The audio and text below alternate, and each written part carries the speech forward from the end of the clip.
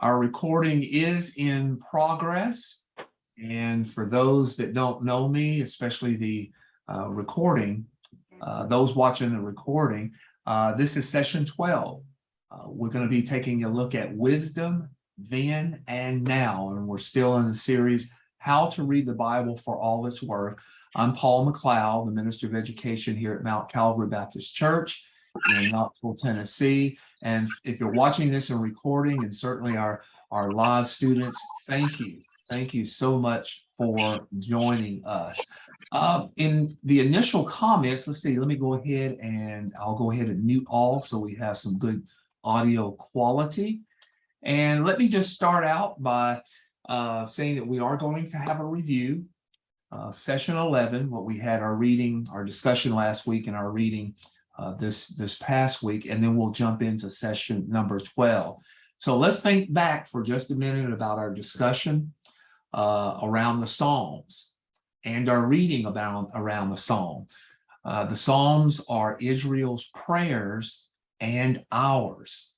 One of the things I really hope that you've picked up over these weeks of studying different types of or different genres of that are located within the Bible is the importance of knowing the nature of what you're studying, the nature of the type of literature that you're studying.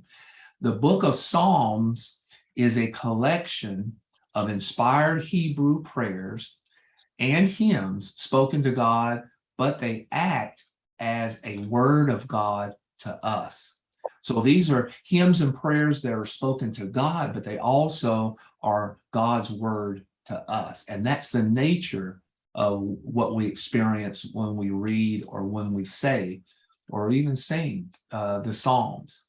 Now, we have to also understand the use of the Psalms in ancient Israel. Ancient Israel used the Psalms in their worship services, and their function was to connect the worshiper and God. So they use that the Psalms in their worship services. Now, what types of Psalms are there? There are many different types of Psalms, and in your book and in our discussion in the video last week, we took a look at a number of them. The important thing to remember is that the Psalms, they differ one to another.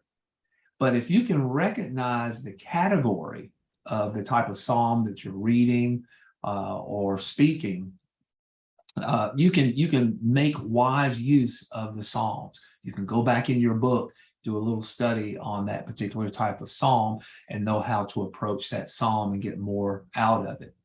Now, there is a type of Psalm, I hope you noticed in your reading, called imprecatory Psalms. Now, these types of Psalms, they contain curses against enemies, and they help us to harness our anger and express it in a healthy way. These imprecatory Psalms talk about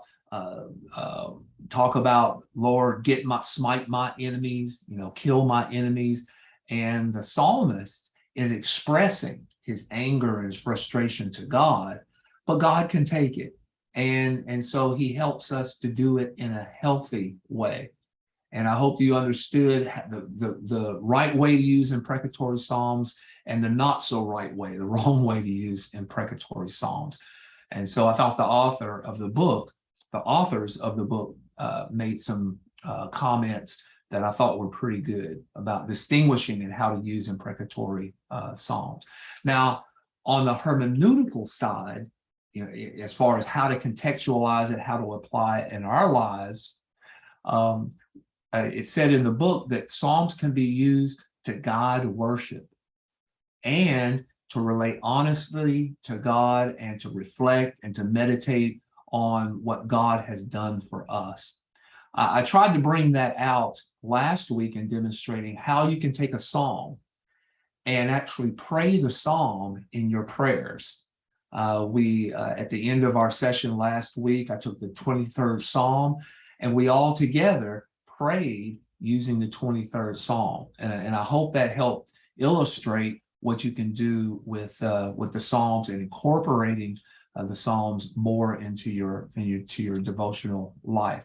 Now, the whole central idea of this past week and I really hope and pray that it came out in the reading to you, is that Psalms are inspired Hebrew poems that are said and sung to help us express ourselves to God and to consider God's ways. So notice that they're said and they're sung, and they also help us to express ourselves to God, and it's God's word to us in considering his ways and how we can apply it in our life.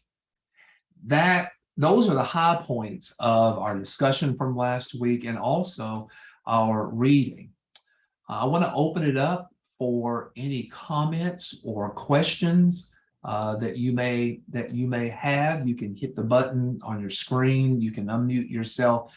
If something stood out to you, you underlined something in the book and you want to make a comment about it, really stood out to you, or you have a question, this is your time. You can certainly unmute yourself.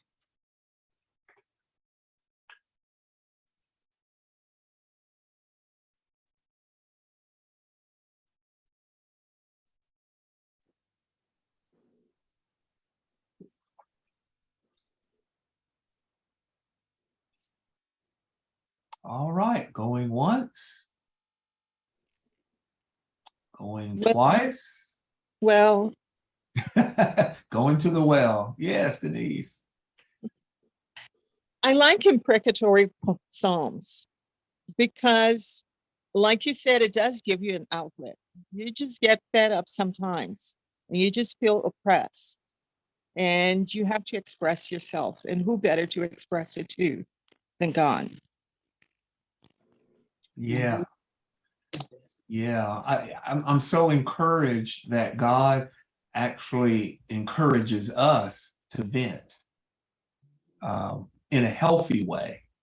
And there is a way to vent in a healthy way. If I get frustrated and want to vent, it gets up to here, it wants to get out. Me venting to Sharon may or may not be a good idea, depending on how I vent and how she listens. But venting to God, he can take it. And it's like when I read about that, I was thinking about some people who got like really upset, and then they would say something like an eye for an eye. But I don't think that's the route we ought to be going. But praying an imprecatory psalm to God would be a better way to handle one's disgust or exasperation. Right. Yeah. Yeah. That's good. Good comment. Thank you. Thank you, Denise. And it reminds me also of a real interpretation principle. Let's say that you didn't know anything about imprecatory psalms, or that there are different types of psalms, didn't know much about the Bible, and you just happen to open up the middle of the Bible and it goes to an imprecatory psalm, and you read it not knowing what you know now, you could get the wrong idea about God. You could get the impression that, man, this God this psalmist is asking God to do these terrible things, and God, he's going to do it. That gives, but now that and this is the real benefit of Bible study, is that now the classification, now the category, now you kind of have some context into how to read it and how to approach it, and now you have a different perspective, and it's not such a bad thing. And most importantly, you've learned how to approach God in a different way, and you've learned to approach his word in a different way. And so hopefully this has broadened your scope a little as far as how to interpret the Bible and how to approach God, and to get a more accurate view of his character. Yeah. Good Good comment, Denise. Thank you. Anyone else? Any questions or comments?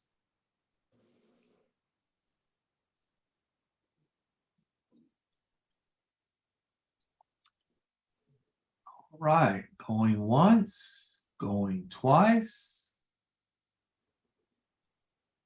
Okay, we'll go ahead and put everybody back on mute. Let me make a few comments before our first video. You know, I like to get you warmed up a little. Don't want any pulled muscles. I like to warm you up a little before our main lecture because sometimes the vocabulary is a little different, goes a little deeper, and I like to give you an introduction to some of what's going on. We're changing gears. We're getting into session number 12. This is session number 12, Wisdom, Then and Now. Believe it or not, this is the next to the last Bible session that we're going to have in how to read the Bible for all it's worth. Near the end, I'll give you some, I don't want to say homework, but some things you can take a look at and tell you what's going on next week. Next week will be a little different. But when we think of wisdom, and I want to start broad here, when we think of wisdom, we normally think of three books that fall into this category. There's Proverbs. We think of wisdom sayings in Proverbs. We also think of Ecclesiastes. And we also think of the book of Job. Those are primarily the books that fall into this category that we're calling wisdom. Now, if you remember from your reading and your study of the Psalms, some of the Psalms fall into this category also. They are called wisdom songs. Also, there's one other book that, depending on the scholar, depending on your perspective, could or could not be considered wisdom, and that is Song of Songs, also called Song of Solomon. You may read one book and it says that Song of Songs is wisdom, categorized as wisdom, and then another may decide or say that they're not wisdom. For the most part, based on my research, most scholars say that the Song of Songs or Song of Solomon is in the category of wisdom. And so the big three are Proverbs, Ecclesiastes, and Job. Then we have some of the Psalms, and then we have Song of Songs. The Bible Project did a series. The Bible Project is the creator of the videos that I've been showing you as kind of a warm-up. And they're kind of cartoons and drawings and very simple overviews, and I like them a lot. But the Bible Project actually created a series of 3 videos about wisdom. When they were thinking about wisdom and thinking about how to present it in their format and their video, they really couldn't do it in one video. They had to do it in 3. One for Proverbs, one for Ecclesiastes, and one for Job. As I was thinking and praying about this, I decided to go ahead and let's do all 3. Each of the 3 are about maybe 5 or 6 minutes long. It's not too bad, about medium length. And so you're going to get a lot of videos today. What I'm going to do is I'm going to play these 3 videos in a row. No comment in between. I'll go straight from Proverbs to Ecclesiastes to Job. So there'll be a little break in between as I push some buttons, but you are going to see all 3 all together. I'll come back and make some comments, and then we'll go into our main lecture with Dr. Douglas Stewart. And so I think looking at Proverbs, Ecclesiastes, and Job as a unit and 3 perspectives of wisdom will help you to understand and approach each of these books. So I really like these 3, and I think you'll get a lot out of them.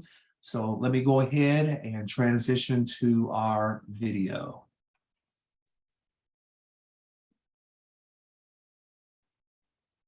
You may need to turn your device up or down. And he does start speaking right away, so be prepared for that.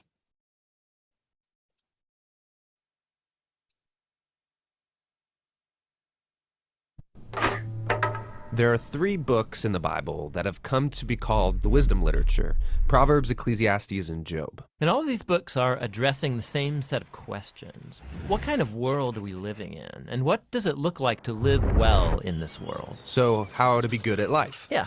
So each of these books tackles these questions from a unique perspective, and it's important to understand all of them to get a fully biblical perspective on the good life. So as a thought experiment, you could actually imagine each of these books as a person. So Proverbs would be like this brilliant young teacher, and Ecclesiastes the sharp middle-aged critic, and Job would be this weathered old man who's seen a lot in his day. We're going to start by meeting the book of Proverbs, the brilliant young teacher. And she's not just smart, she's smart about everything: work, relationships, sex, spirituality. She has incredible insights, things you wouldn't see on your own. Yeah, she would be the perfect friend to have around when you need really specific advice. So what makes her so smart? Well, Proverbs can see things that most people don't see. She believes that there's an invisible creative force in the universe that can guide people in how they should live. And you can't see it, just like you can't see gravity, but it affects everything that we do. So what's this force? Well, in Hebrew, it's called chokhmah, and it usually gets translated into English as wisdom. It's an attribute of God that God used to create the world. And chokhmah has been woven into the fabric of things and how they work. So wherever people are making good or just or wise decisions, they're tapping into chokhmah. And whenever someone's making a bad decision, they're working against Chokhmah. Right, or as it says in Proverbs chapter 1, the waywardness of fools will destroy them, but the one who listens to wisdom lives in security. So it's like a moral law of the universe. Yeah, it's a cause-effect pattern, and no one can escape it. And Proverbs personifies all of this as a woman. Yeah, Lady Wisdom. Right, and she roams around the earth, calling out, making herself available to anyone who's willing to listen to her and to learn. Which leads to the second thing Proverbs believes, that anyone can access and interact with wisdom and use it to make a beautiful life for yourself or for others. You can create with it like a designer. Yes, in fact, chokhmah in Hebrew isn't simply intellectual knowledge. The word is also used to describe a skilled artisan who excels at their craft, like woodworking or stonemasonry. So you show you possess chokhmah when you put it to work and develop the skill of making a good life. Okay, that makes sense. So let's do this. Let's go find some wisdom. But before you do, Proverbs has one more really important thing to consider. Chokhmah isn't some impersonal force. It's an attribute of God himself. And so in Hebrew thought, your journey to becoming wise has to begin with what Proverbs calls the fear of the Lord. It's this healthy respect for God's definition of good and evil. And true wisdom means learning those boundary lines and not crossing them. Now, all those ideas you just unpacked are in chapters 1 through 9 in Proverbs. But when I think of the book of Proverbs, I think of the collection of sayings, the Proverbs themselves. Tell me about those. Yeah, those are what you find in chapters 10 on to the end of the book. It's a collection of hundreds and hundreds of proverbs about any and all aspects of life. And chokhmah gets applied to them, resulting in this wise guidance to help you find a path towards success, and no matter what you do. If I design my life with these sayings, life is going to be good. Yeah, or as Proverbs puts it, it'll give health to your bones, prosperity, a long, rich life. Which is a really big claim. But you can see how it's often the case. Wise people, they tend to do better. Things usually work out well for them in life. And so that is the promise and the wisdom of the book of Proverbs.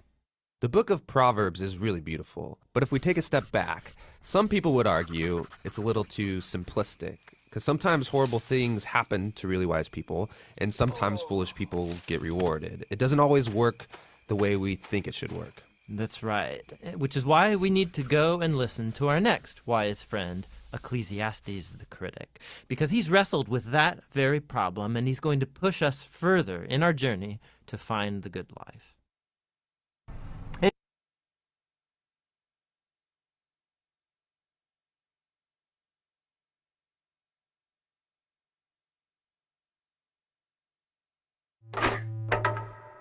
We're exploring 3 books in the Bible known as the wisdom literature: Proverbs, Ecclesiastes, and Job. And they're all asking the question, what does it mean to live well in this world? So we've looked at Proverbs, who you could think of as a bright young teacher. She's all about pursuing wisdom, an attribute of God that's woven into reality. And she's optimistic that if you use wisdom, you will build a successful life. But then we come to Ecclesiastes, who's more like this sharp, middle-aged critic.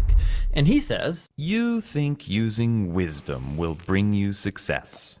You'd better think again, because life here under the sun is meaningless. And that's a phrase he uses a lot in this book. but to understand this book, we have to realize first that we're hearing two voices. So first there's the teacher, and we've been calling him the critic. He's the main voice in the book. But he is introduced to us by another figure, the author.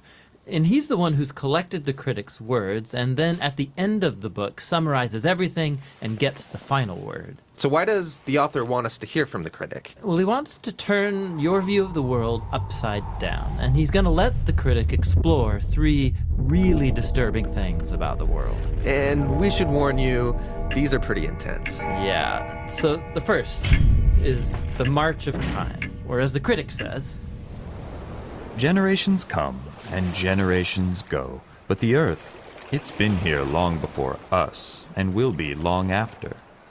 No one remembers people from long ago, and all the people yet to come, they too will be forgotten by those who come after them. So, on a cosmic scale, you and I, we are just a blip. Stars are born, and then they die and form planets which orbit new stars, and those planets, they change over time and eventually burn up. And amidst this cosmic backdrop, my entire existence is like a blink in time. Which leads to the critic's second disturbing observation, that we are all going to die. Humans face the same fate as the animals, death. All people, the righteous and the wicked, the good and the bad, those who offer sacrifices to God and those who do not, they all share the same destiny. All this activity and madness, then we all join the dead. Man, this book is depressing. And so is the final disturbing thing for the critic, and that is life's random nature. So in Proverbs, life isn't random. There's a clear cause and effect relationship between doing the right thing and being rewarded. But the fact is that life doesn't always work that way. The critic has observed a glitch in the system. He calls it chance, or in his words, The race doesn't always go to the swift, or the battle to the strong, nor does food always come to the wise, or wealth to the brilliant, or favor to the educated. Time and chance happen to them all. So his point is that you can't really control anything in life. It's just way too unpredictable. So if I want to master life, Then you're setting yourself up for a fall. Now, throughout the book, the critic uses a metaphor to tie together all of these disturbing ideas. Nearly 40 times he says that everything in life is hevel. It's a Hebrew word that means smoke or vapor. Like smoke, life is beautiful and mysterious. it takes one shape, and before you know it, it takes a new shape. And smoke looks solid, but try and grab it, it'll slip right through your fingers. And when you're stuck in the thick of it, like fog, it's impossible to see clearly. Now, our modern translations have lost the metaphor, and they usually translate hevel as meaningless. But if you read closely, the critic isn't saying that life has no meaning, but rather that its meaning is never clear. Like smoke, life is confusing, it's disorienting and uncontrollable. So what are we supposed to do with all of this? Well, surprisingly, the critic first of all acknowledges the perspective of Proverbs. He says it's a really good idea to learn wisdom and to live in the fear of the Lord. Really? I mean, he just said that doesn't guarantee success. But he knows it's the right thing to do. But secondly, and more often, he says that since you can't control your life, you should stop trying.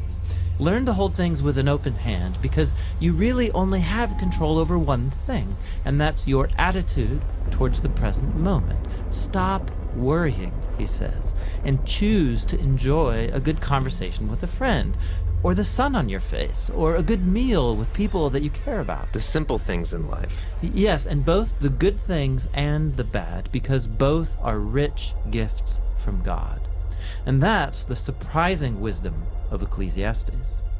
Listening to the critic is painful and can lead you into some dark places. And that's why the author speaks up at the end of the book. He doesn't want you to lose hope. He wants to make you humble into someone who trusts that life has meaning even when you can't make sense of it, that one day God will clear the hevel and bring his justice on all that we've done. And so he tells us that the proper response to all of this is to fear the Lord and keep his commandments. And that's the book of Ecclesiastes. Now, there's one more voice in the Bible's wisdom literature, and that's the book of Job. And he will bring us the final, much needed perspective on our journey into wisdom.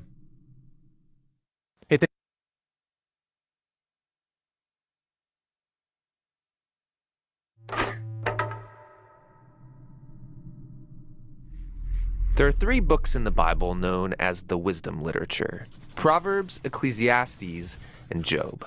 The first, Proverbs, showed us that God is wise and just. Yeah, we learned that God has ordered the world so that it's fair. The righteous are rewarded, the wicked are punished.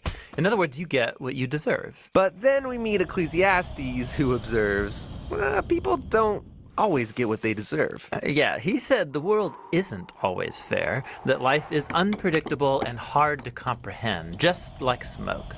And this makes you wonder, okay, well, is God wise and just? Exactly.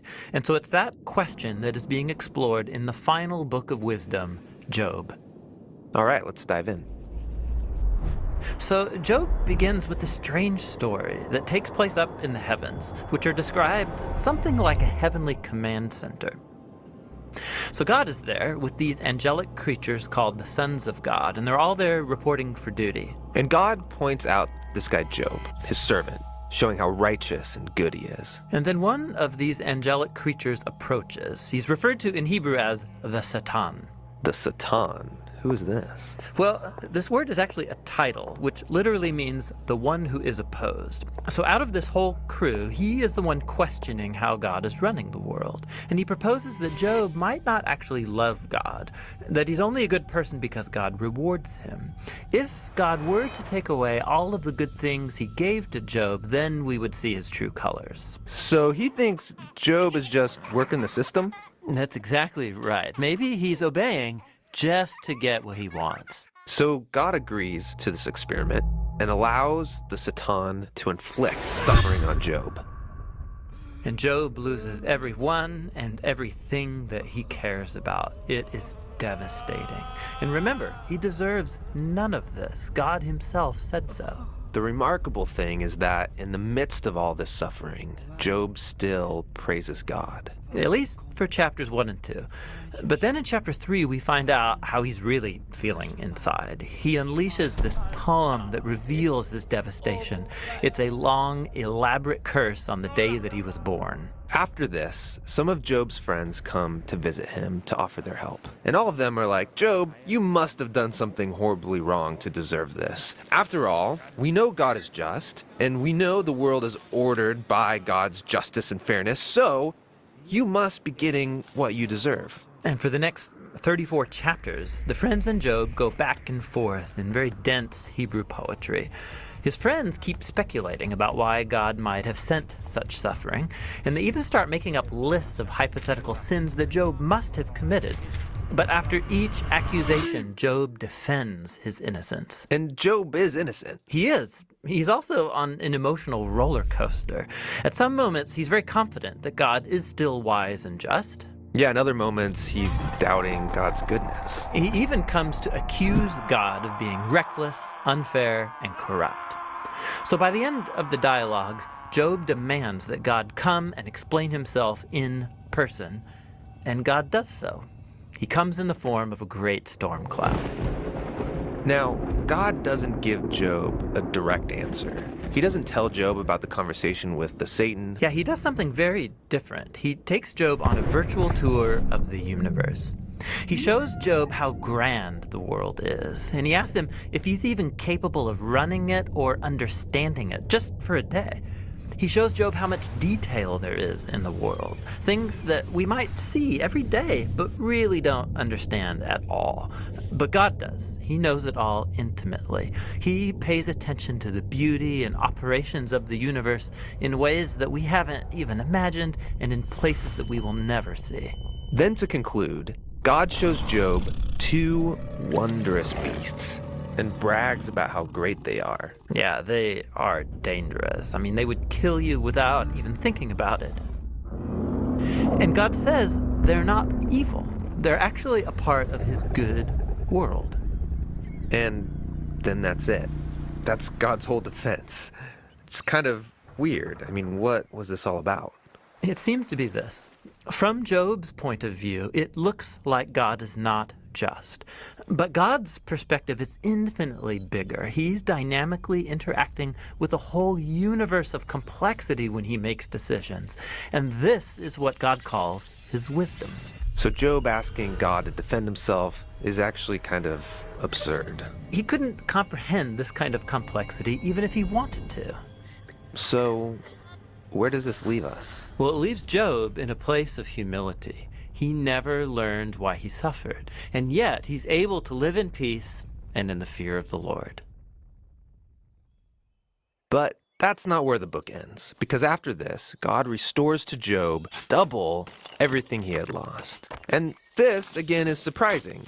I mean, is this a reward? Is God saying, "Congratulations, Job, you passed this elaborate test"? No, I mean, the whole book just made the point that Job losing everything was not a punishment, and so now getting it back isn't a reward. So why does he get it back? Well, apparently, God, in his wisdom, decided to give Job a gift.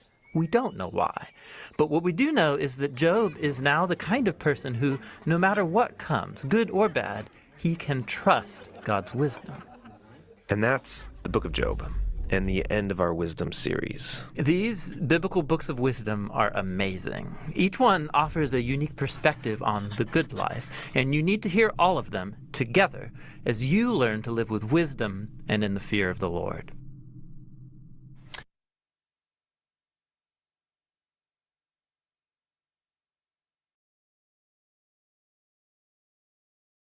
So that's our warm up, a little longer than what we usually have. I pray that you got something out of those warm up videos. Let me make a couple comments before our main lecture.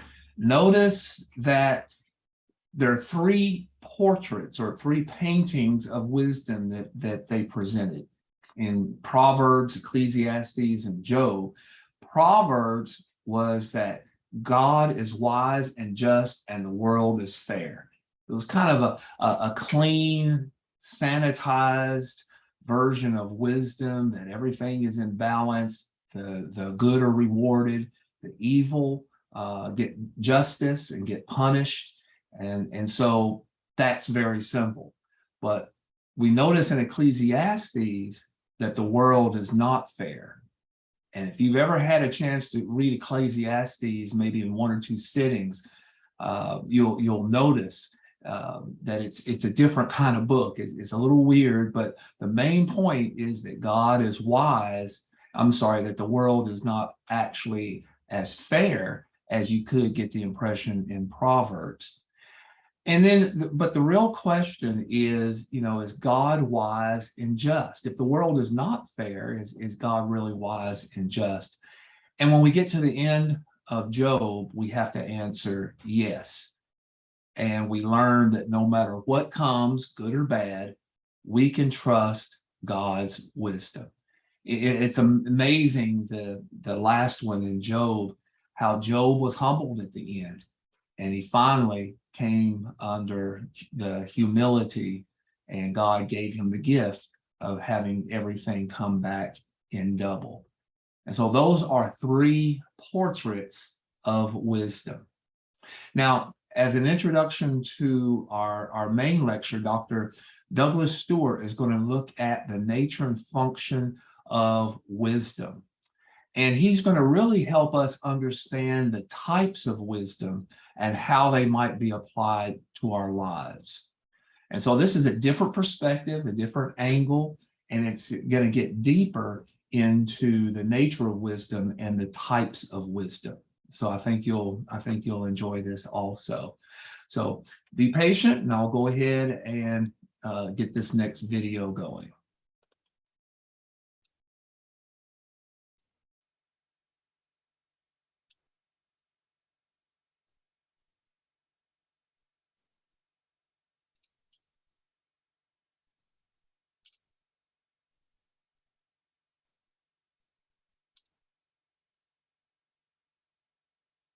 This lecture is about wisdom, wisdom then and now, wisdom books in the Old Testament, and the importance of wisdom still today. Biblical wisdom is not about academic skill. You can be a pretty bad student in school or have no formal education and still be very wise. You can be a poor test taker. You can have trouble with any number of subjects and be a very wise person, because wisdom is about making choices and doing so in a godly way. So our quick summary is that wisdom means making godly choices. Now, what many people don't realize is that they're making choices all the time.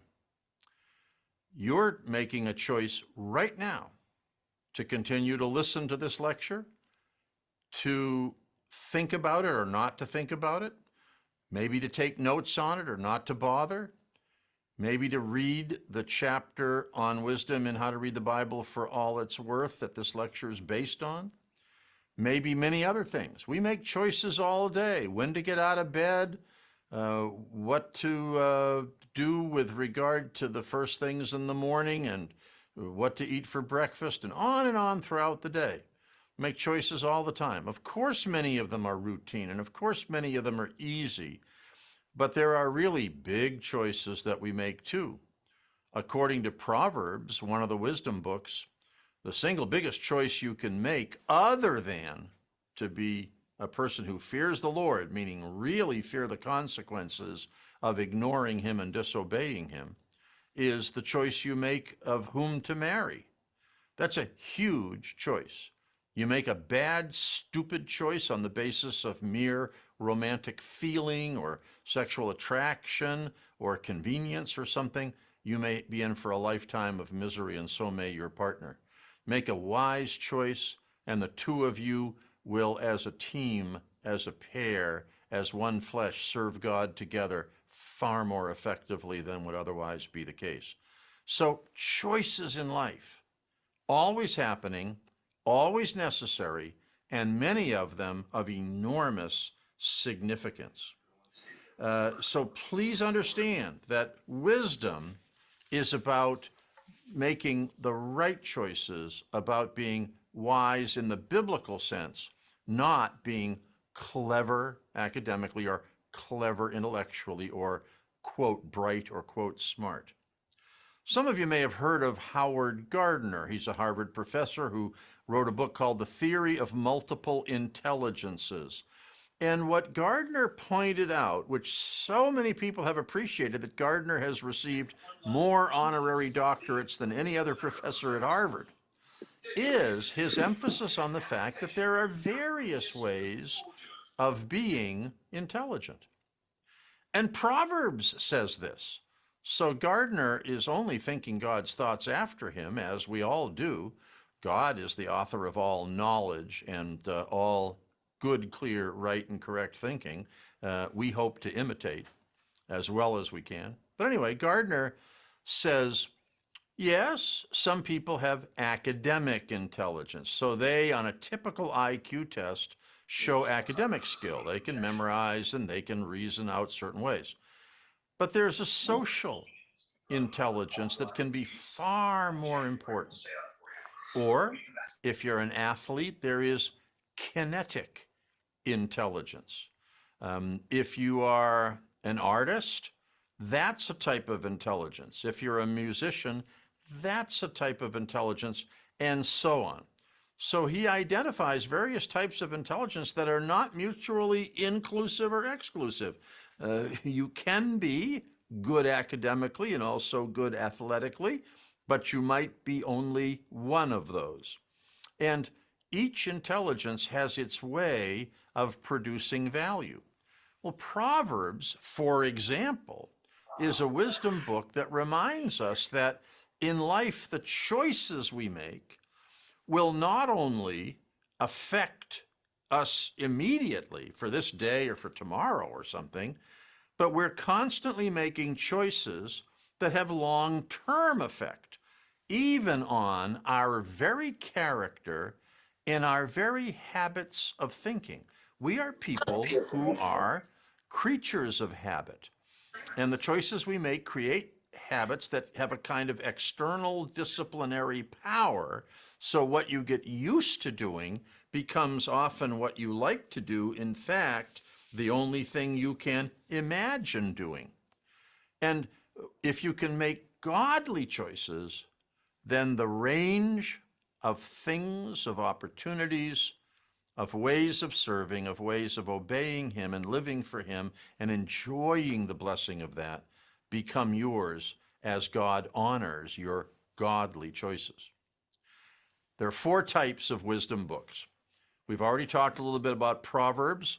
We call Proverbs prudential wisdom, just a term that refers to the fact that it has a lot of individual, very brief and quick statements about how to do the right thing by making godly choices. So, an example might be the proverb that says, when dining with a king, put a knife to your throat if you're inclined to gluttony. In other words, don't make a pig of yourself because you're at the king's place and there's a lot of food there because the king has a lot of money and is rich and so on, has a lot of food, and show yourself to be a terrible guest. Instead, moderate what you do. Act appropriately, act with appreciation for being the guest of a king, and so on and so on and so on. Now, the proverb doesn't say, here's what to do when you're with a king, and it doesn't do it in a prosaic way. As you eat, be sure you're moderate in all the things you do, and don't take too much food at any one time, and have the king invite you to have more. It doesn't say all of that. It just gives you, in a pithy way, a very short, even laconic way, so short that it can be ambiguous. It gives you in that way the advice, put a knife to your throat if you're given to gluttony. In other words, don't do it. It's a big mistake. Gluttony is a big mistake anytime, but certainly that's a parade example of when it would be a stupid move for anybody to do. Proverbs gives you lots of advice like that.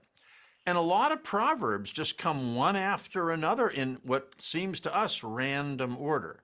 In the original Hebrew, they're linked by vocabulary words and sounds that are shared from Proverb A to B, and then another one from B to C and C to D and so on. We can't see that in the English, so we just appreciate the fact that the topics seem somewhat randomly organized. But your brain is perfectly capable of taking those and appreciating each one for its own value and learning from them and developing an ability to recall those proverbs. The idea behind prudential wisdom is that little sayings like that hopefully will gradually get memorized and will come to mind in situations when you need them. So the proverb that says, a good name is rather to be chosen than silver or gold, is a wonderful kind of proverb. It says, look, watch out. Your reputation, your character, your nature is far more important to God and ought to be far more important to you than any amount of money you could get. That's really a choice in life. And a person ought to be able to say in situation after situation, no, that would advantage me materially, but what I want is to please God by making the decision in this situation that honors Him and reflects a godly character. Now that's prudential wisdom. Lots and lots of statements of various kinds about the choices you have in life. In fact, some people call wisdom literature two ways literature, meaning there's always this option and then that option, sometimes one implicitly in view and the other explicitly, sometimes both with a contrast between choice A and choice B. Then there is speculative monological wisdom. Fancy terminology, but useful. Speculative wisdom doesn't mean you're just guessing, but it does mean you're thinking through what your options are. You're analyzing the options. You're looking at the nature of life and how choice making gets made. It's not as directly, specifically focused on the practical, but it has very practical outcomes. Ecclesiastes is speculative monological wisdom. In Ecclesiastes, there's a long monologue by some king over Jerusalem whose identity we're not sure of, possibly Solomon, but that's not certain, who asks the question, are there good choices? Can I make any good choices? Isn't life highly cyclical? Isn't it all just repeating itself? Aren't you just doing whatever has been done? And no matter how good a choice you make, does it really have any lasting value? Once you're dead, who cares what your choices were? How does that have any difference? If you're dead, you're dead. Now, of course, it's imagining life with no life after death and no judgment. So Ecclesiastes is framed by an introduction that says, here comes some wording, some quote, wisdom from a royal source. And then at the end of the book, the other part of the frame that says, now, let's consider the conclusion of the whole matter. Do fear God, do keep his commandments. This is the whole duty of man. And it talks about life after death. Everything will come to light in the judgment. So Ecclesiastes is a kind of speculation about life within the framework of reminders that this is not the answer that God himself would give. This is how someone carefully speculated and demonstrated what it's like to think that there's no life after death and that life itself is only cyclical and habitual. A third category is speculative dialogical wisdom, and that's what the book of Job is. It's people talking to each other about what the choices of life really are. Job keeps saying, I've suffered horribly, but I didn't do this to earn this suffering. I'm not the one who made it happen. I have not been worse than others in general, so that my life is worse than others' lives. I've tried my very best to be good, and still I've had disaster after disaster befall me. So he's thinking through, why in the world am I suffering so much? Why has my family had to suffer? Why am I in so much pain? Did I deserve this? Is that what I did? Do you get suffering because you displease God and then he hurts you according to how much you've displeased him? Well, he has some friends who come hoping to help him. And they do think that suffering is divine punishment. In one way or another, they say to him, you must have offended God. Of course you must have offended him. God would never have allowed this to happen if he didn't really basically hate your guts. God's mad at you. Face it. And Job keeps saying, I don't think that's right. God's not mad at me. God's not trying to punish what I've done. I've had just things happen to me that are not consistent with my behavior. And it's a very helpful book. Job counteracts the misuse people might make of a book like Proverbs. It's easy for the casual reader who hasn't thought much about it to say, Proverbs is telling me that if I am good, I'll prosper and succeed in life. If I'm bad, I'll suffer and fail in life. And Job is saying that doesn't work that way. Job says, plenty of evil people go, quote, fat and happy to the grave, and plenty of good people suffer a lot. I'm in the latter category.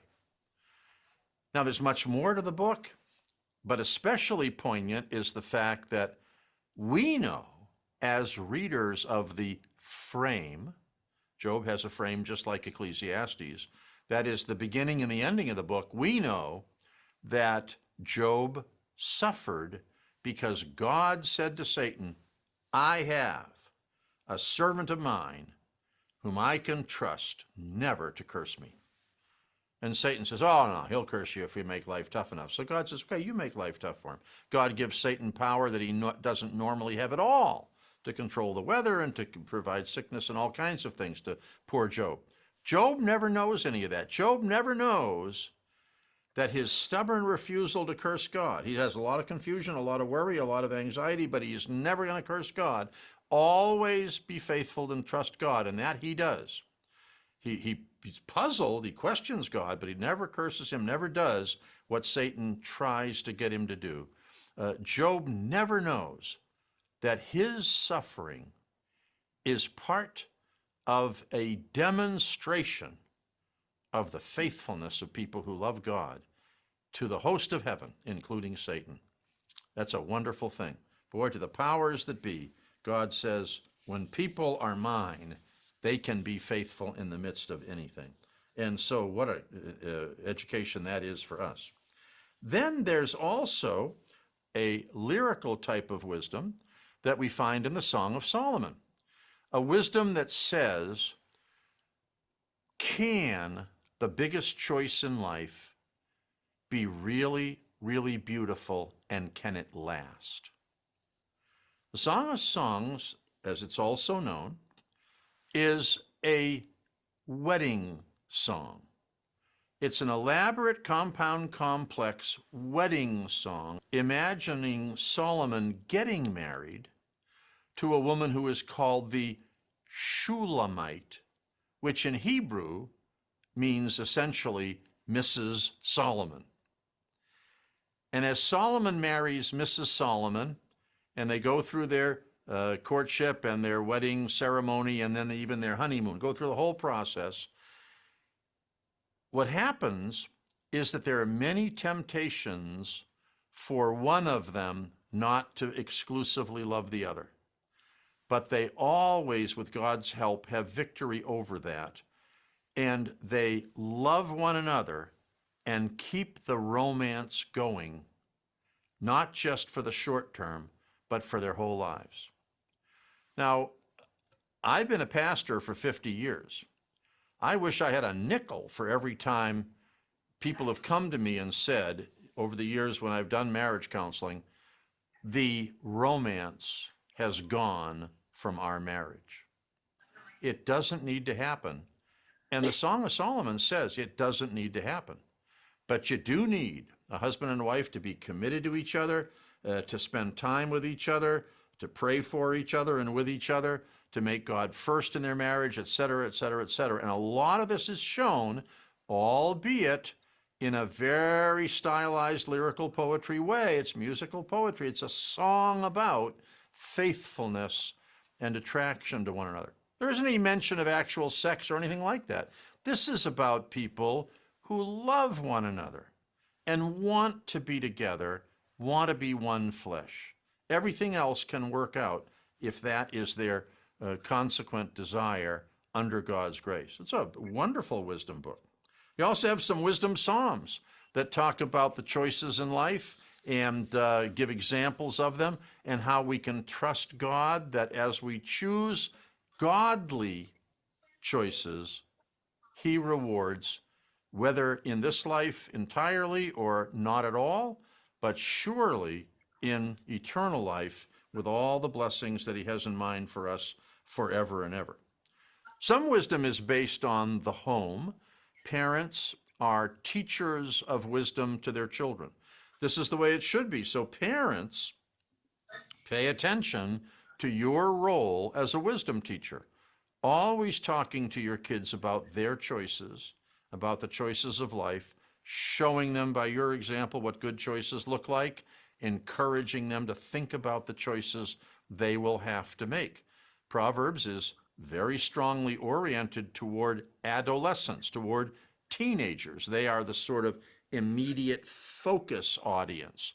Not all wisdom is that way, but that's an example of wisdom in the home. But wisdom can also be taught by people who are in an opportunity to teach.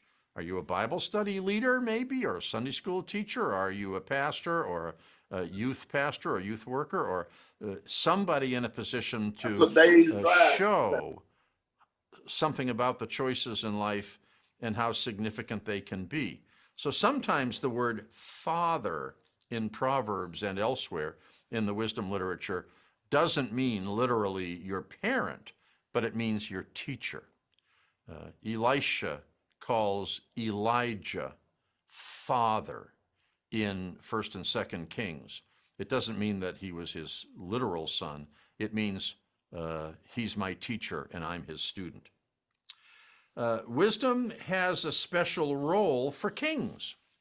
That's why Solomon and Hezekiah and others were collectors of wisdom material in the book of Proverbs.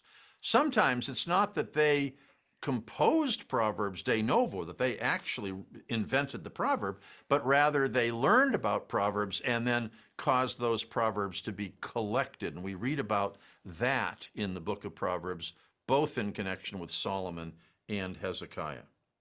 Now, some things about caution when using Proverbs. One thing that I think is very, very useful for you to appreciate is that Proverbs tend to be generalizations. You've got to be careful. When a proverb says something like, I've never seen a righteous person going begging, it's not intended to say, if you're righteous, you'll always have plenty of money. You can write a check and it'll never bounce. It's not saying anything like that. It's a generalized, stylized, poetic way of saying it's a rare thing. I've never seen it, meaning it's a rare thing. That if people really make godly choices, they will make wise choices even about their finances, even about their jobs, even about working hard and being diligent, and therefore not being selfishly dependent on other people. That's good. But Proverbs are not saying being poor is evil. You never find that. It's sad, and we should recognize that and care about the poor and try not to become poor ourselves so that somebody else has to take care of us. But that's not a choice that is intended to say, get as rich as you can be, because then you're better than somebody else who's poor.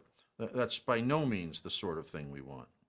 We also need to understand that much of wisdom literature is laconic. It's stated in brief ways. You got to work at it. In my family, we used to ask the kids at dinner time meanings of proverbs. I would read a proverb, and I'd start with my son John, who was the littlest in the family, and he would usually, I'd say, what does this proverb mean? He'd say, I don't know. And I'd work my way up, and then we'd talk about the meaning of those proverbs to the kids. That's one thing you can do. You can do it in a Sunday school class, even if it's not on Proverbs. Just read some Proverbs and ask about the meaning. Appreciate the fact that Proverbs, because they're a collection of all kinds of things, can be misinterpreted. It's important to be careful. Appreciate the fact that Psalms that are wisdom Psalms are portraying certain kinds of things to incentivize behavior, but are not always making firm promises that everything works exactly that way, at least in this life. And appreciate the fact that God knows your life is full of choices, that you need to be aware of it, and that if you make godly choices, you've made the right choices.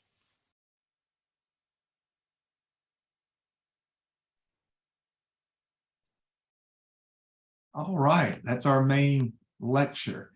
Quite a number of videos this evening, a lot of great information. Let me encourage you that as you as we finish up this session, write down your questions, your comments, and I'll carve out some time to have a little more discussion next week, have some more time for you to have some discussion next week as far as your questions and your comments. So as you go through your reading this week, maybe underline some things, put a question mark by something, and put a bookmark there that you'll have a chance to comment on something, or you'll have a chance to ask a question if you want. So as we start wrapping it up, let me point you in the right direction a little for your reading. you're going to notice a number of things about your reading. The authors do a good job in defining wisdom and putting kind of a framework around what is meant by biblical wisdom and Hebrew wisdom. The nature of wisdom, and they say this in our book, wisdom is the ability to make godly choices in life. And Dr. Stewart made that quite plain in looking at that. It's not book knowledge. It's not being smart or having a high IQ. It's the ability to make godly choices in life. And God, out of his love for us, has revealed that through his word in several books. Also, you're going to need to really understand how wisdom functions in each of the books. And so in the chapter that you're going to read about wisdom in Proverbs, you're going to read about wisdom in Job, and about wisdom in Ecclesiastes. And they pretty much just also Song of Solomon, I think they have a short section in there, but those are the three books that they focus on. And wisdom works just a little differently in each of the books.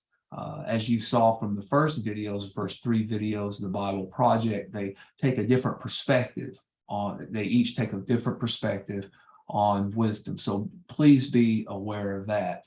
Also, just be aware that the reading, you don't have to look up every Bible verse. Just want to remind you of that. If you get bogged down into some long words, certainly if you have time, you can look them up in a dictionary, but don't get too bogged down in some of the detail. Take what you can and keep it moving, and make sure to finish the chapter. Don't wait till the last minute to do all the reading, because it is kind of dense. Do a little each day, and it certainly is manageable. So to wrap it up, we'll meet again next week. Next week will be our last session on how to read the Bible for all it's worth. We'll talk about the book of Revelation, and we'll do a little wrap up. Also, next week, make sure, of course, to do your reading, chapter 12, Wisdom Then and Now. And next week, I'll go ahead and tell you that we will do a group participatory review. For those that have heard that phrase before, that's another name or a euphemism for a quiz. Of course, not a graded quiz, but I will have a poll that will have some questions on it. And I'll give you a huge hint. If you remember a couple of weeks ago, lesson 10, I gave a quiz, and I told you that if you got a copy of that quiz, either through the notes or online that I've provided, you will have a huge advantage in the future. Well, the future is next week. I will give this quiz, and if you have a copy of the quiz from lesson 10, then you will have a huge advantage. And of course, this quiz, you can use any type of helps, any type of references that you want, no problem. But if you have a copy of that quiz, then you will have a huge advantage. So big hint there. Again, I'll remind you that the lesson notes are on the table in the resource center at the front of the church. And I've also posted them online in our group website, of which I include in every email that I send you as a follow-up on Thursday. So you have the link to that. If for some reason none of that's working for you, give me a call or a text or an email, and we'll work something out. We'll get the information to you. I will leave this Zoom session open as usual after we say goodbye. If you want a fellowship, or you have a question or a comment you'd like to make known in a smaller group, in a smaller setting, you're certainly welcome to do that. Our live students, hold up for just a second. Let me say goodbye to those watching the recording. Thank you. Thank you all so much for joining us. It's really special, and I see the numbers as far as people that come in and actually watch the recording, and I appreciate you doing that. Live students, just a reminder also that you can watch this recording as many times as you want. Those videos are included and you can watch those videos. So to our recording audience, thank you so much, and I'll see you next time.